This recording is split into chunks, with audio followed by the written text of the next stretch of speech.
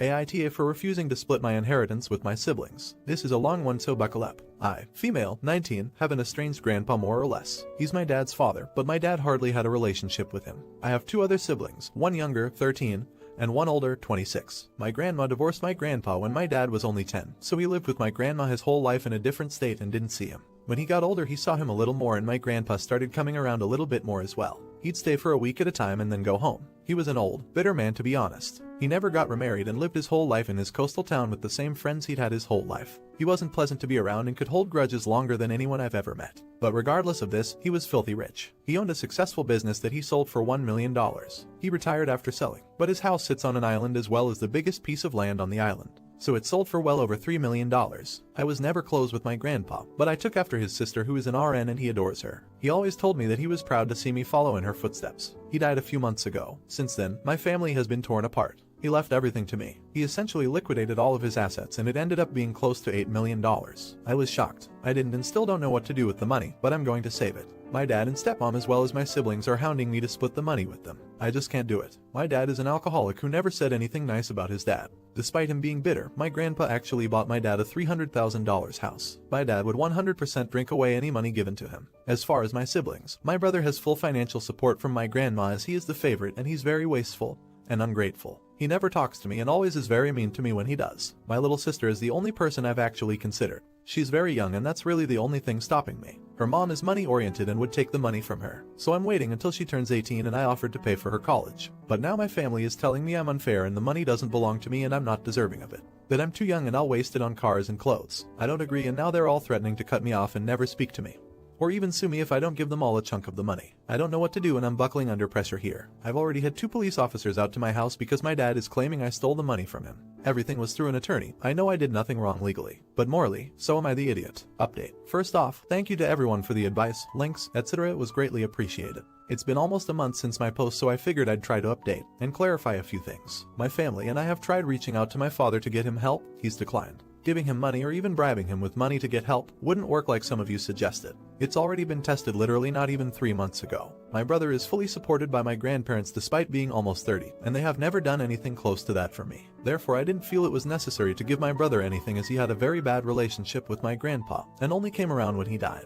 My mother wasn't included in the story because I didn't think it was necessary. She has worked 3 jobs her whole life to support my brother and I because my dad was negligent and threatened her, so she never got child support. She's always supported us and provided for us, even though my dad has always made double the amount she has. I didn't ask for his money. I didn't have any previous knowledge. I was even in the will. I was upset when he passed because we had always been a bit closer than him and the rest of my siblings, family. My grandfather bought my dad a very nice house. He didn't have to, but he did. My dad never said thank you. He doesn't keep it clean and doesn't take care of it. Simply, he doesn't deserve the money after everything that's even done for him. With all of that being said, here's what I've chosen to do. I've set up an account for my little sister with enough money for a 4-6-year degree, a car, and a down payment on a house. I donated a sum of it to charities, bought myself a new car, and put the rest of it away into CDs that I can't touch for another 4 years unless I pay fees to withdraw the money. I plan to renew these accounts every few years or until I absolutely need it. Again, thank you to everyone. I was scared, lost, and overwhelmed. I couldn't have done this without all the support and advice I was given. You're the idiot. So your mom suffered abuse from your dad and raised you and your siblings by herself, working 3 jobs. Is there a reason you don't want to help her? You didn't mention her being a bad person, so I would help her out in your shoes. If you don't want her to give in to pressure from family, I would just pay for a place for her to live directly so she doesn't have to worry about housing.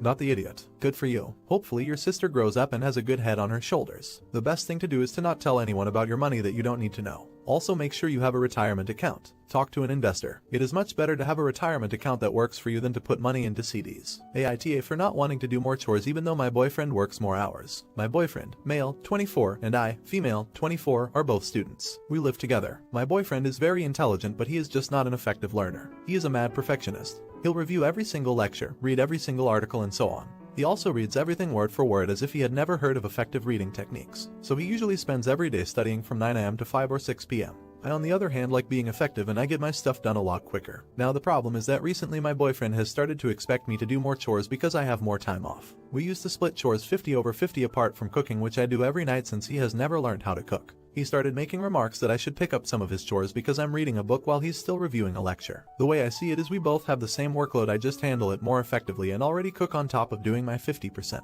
I shouldn't be punished for studying effectively. If it were occasionally when he has an assignment due I wouldn't mind, but I don't want this to be the new normal. Am I keeping score too high? Am I being unsupportive? I don't know anymore. Please Reddit tell me, am I the idiot for not wanting to do additional chores? Update. After I made my last post I realized how frustrated I actually was. So I sat down with my boyfriend and we had a serious talk. I told him that I want to go back to the old split. He wasn't happy, but I told him it's not up for discussion and if he doesn't like it he can hire a maid. He couldn't afford this. I went hawkish for about 2 weeks, though I had to nag him constantly. But then 3 weeks ago my professor offered to extend my duties with him. I wouldn't only be his academic assistant anymore, but I could work in a more practical field with him too. I was thrilled and obviously accepted. I told my boyfriend that since I'll be working even more now and he doesn't work at all, I would want a real 50/50 split. This means I would have wanted him to cook and grocery shop too. He cracked the shits and told me he's already upped his game over the last few weeks and doesn't need to do more. This made me think, and I came to the conclusion that I didn't want to be with him anymore. Once I had formed the thought in my head, it was all clear to me and I didn't really have to think about it for long. I told him 2 weeks ago. I told him that my decision was final and there was no room for negotiation.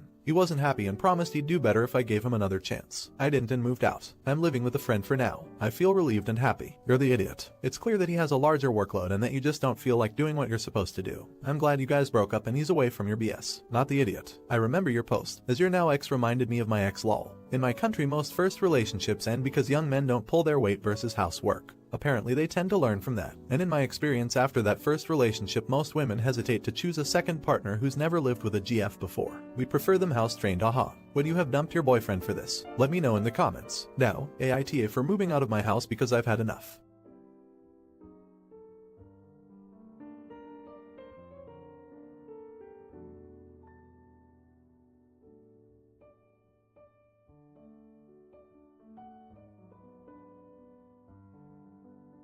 So I've lived with my parents up until the age of 23. Now I know that's late, but I live in an Indian household, and usually you don't move out until you're married. Now I don't mind this, or I should say I wouldn't mind this if that house wasn't a total hellhole. There's a total of 8 people living in that house with only 3 rooms. My dad decided that we should bring our grandparents to this country, and he hasn't told me why. I have to share my room with 2 adult cousins who decided to immigrate to this country to get a better job, but they don't seem to want to move out anytime soon. And let's not forget that it's so loud. I'm a nurse and when I come home I like to relax, but I can't when there are 2 very loud people entering and leaving my room whenever they feel like it with no courtesy of being a little quiet. So I decided I had enough. I searched for an apartment near my workspace and found a nice 2-bedroom apartment.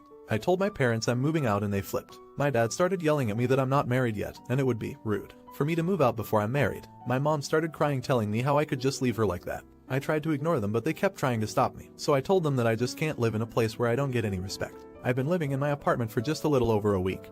And let me tell you that this was the best decision I have ever made. My brain is no longer exploding from being in such a loud house because I get to control the noise that goes around in my apartment. I can't believe I didn't move out sooner, but my relatives keep telling me that my parents are heartbroken, especially my mom, that I don't care about their feelings. How am I supposed to care about their feelings if they can't understand mine? But I won't lie, I am feeling just a little bit of guilt for leaving out of the blue. Did I make the right decision? Was it okay for me to do that? Edit. For those of you asking, no, I will not be giving them a spare key because that would literally turn my life into hell. They already know my address, but the apartment complex is gated so they can't come in without me saying so. Update. Well, some time has passed now, and I can't say that things have gotten better exactly. I invited my parents over to my new apartment and had a talk with them about how this apartment is the best thing that's ever happened to me and I don't plan on moving back into the old house anytime soon. They remained calm, but after about 10 minutes of talking they suggested something that I hoped they would never suggest. They suggested that I let my cousins, who were a massive part of the reason I moved out, move in with me because, frankly, there's no room left in the house. I never thought that I would do something like this, but after they suggested that, I exploded.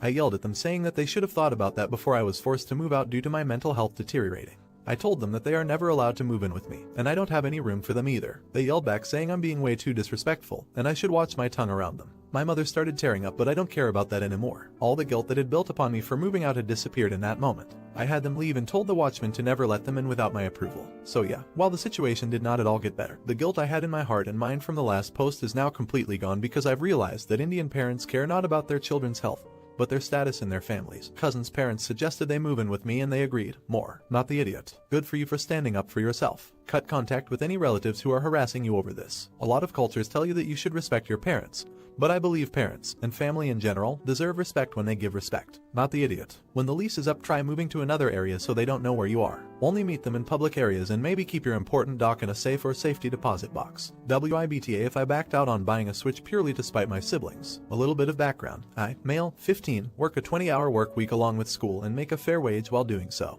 I've accumulated a good spending fund along with a savings fund. This is where it starts. Since I've never made a big purchase, I was doing research on something I was really into, the Nintendo Switch. It just became only $300 at my Walmart recently and I was really excited. I came to my mom and asked permission and she said, "It's your money." Sweet, I thought. I can get a Nintendo Switch so I can play with my other friends and even my grandma, who also heard I was going to buy one after my mom texted her. This is where my plan fell before me. I have 4 sisters who are all younger. They have broken 4 Wiis and multiple controllers, which is crazy. I wanted the Switch as my own thing and thought as such because, well, it's $300 and to a 15-year-old that's insane. After hearing it would not be allowed to leave the living room, and not only that, but my sisters could play it whenever, I rethought everything. I don't want to share my console because I know that not only will they not chip in, but they will destroy it. I don't want them to lose games, controllers, have rage fits, and get everything dirty and expect me to pay for more. My mom refuses to even think about me taking it to my room and said it would have to be shared. Would I be the idiot if I backed out on buying a Switch? Edits. I just want to clarify, a lot of people think my siblings are entitled, and they aren't. They are little and love playing Mario, and my mom has always been against video games. Only recently my mom has even thought about us getting games. DLCS for games. She also isn't trying to steal my money, but thank you for the concern. Also, I will be going soon to Switch banks, but I can't make purchases over $100 on a card for a minor. I live in a big family, so we all share, no selfishness, which I understand, but since I'm getting to that age where privacy is more valuable, I put it up here as I was unsure. Thanks for helping me with this. Also, I love my mom. She isn't crazy or anything. It's just she wants everyone to share everything, and I'm no longer about that. Update. So I took a lot of your suggestions and I went to have a good conversation with my mom about the Switch. I explained how fragile it was, how much the controllers were, and how much repairing it would take. I offered that they could play, but that it could be in my room sometimes and my siblings would have to buy their own controllers to play. She said she didn't realize how fragile it was and that it was literally 10 inches of glass. She doesn't seem to notice I have it in my room, so that's good lol. She does prefer me to share it, but she is happy to see that I enjoy my new purchase, and since I was feeling happy, I bought budget-friendly, pro controllers for friends and family to play with. We love playing Ultimate Chicken Horse and my favorite is Smash Ultimate. Thanks for helping me get through this and get the best outcome. I really needed it. Also, if you recommend any Switch games, if you love to hear. I only have Smash, Ultimate Chicken Horse, and Mario Kart, so fire some at me. Not the idiot. Everybody, this is an excellent example of what a simple conversation and honest communication can accomplish. Don't go to your bestie and complain, or your mother, or your brother. Get your house in order. Don't worry about pointing blame. Think your poop through and communicate. My own motto is, say to the person what I'd say to my closest confidant. It works better than you'd think. You showed a lot of maturity, Opus. It could have been very easy for a 15-year-old to lash out and do some stupid poop, like I probably would have. Not the idiot. Glad everything got sorted out in the end. The way you handled yourself was spectacular and you set a great example for your siblings. Wishing you and your family all the best.